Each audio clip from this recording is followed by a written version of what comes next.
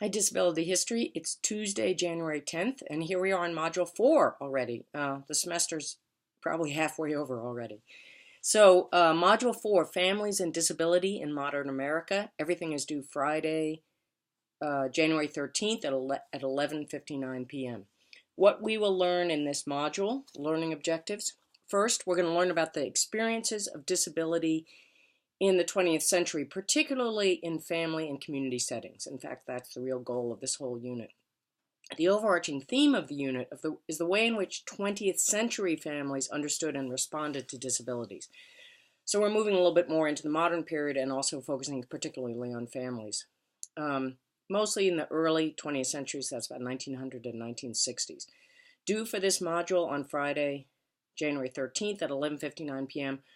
are the discussion questions, just one this time, and also the Module 4 quiz. Big hint. This module is relatively light in terms of reading and writing, and there's a lot of work due next week. So you might want to get a head start on your research topic and your digital resource assignment if you have any extra time here. All right, about families and disabilities, let's remember some of the past readings that we've had about families. Remember the article about Thomas Cameron, the early 19th century boy in the South, and how he had a relatively positive experience as a child with mental disabilities with his family, probably in part because of his family's wealth.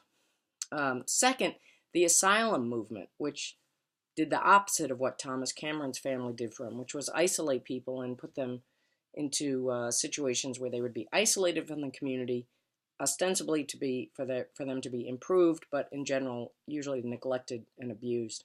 And then third, the impact of eugenic ideology on families, and how eugenics furthered thinking about normalcy and about biology. And in this case, we're thinking particularly about genes, the genetics of family life.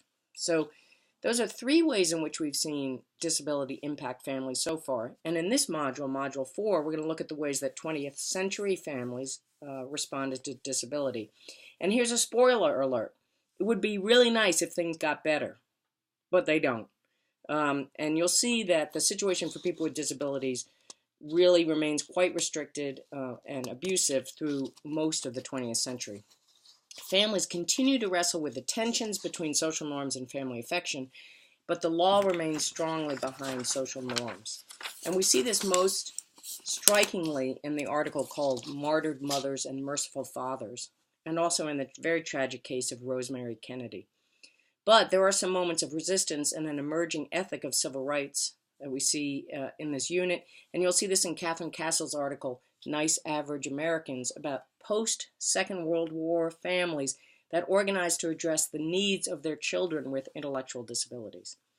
You'll see this also in Nielsen's Chapter 7, which is the other reading for this unit.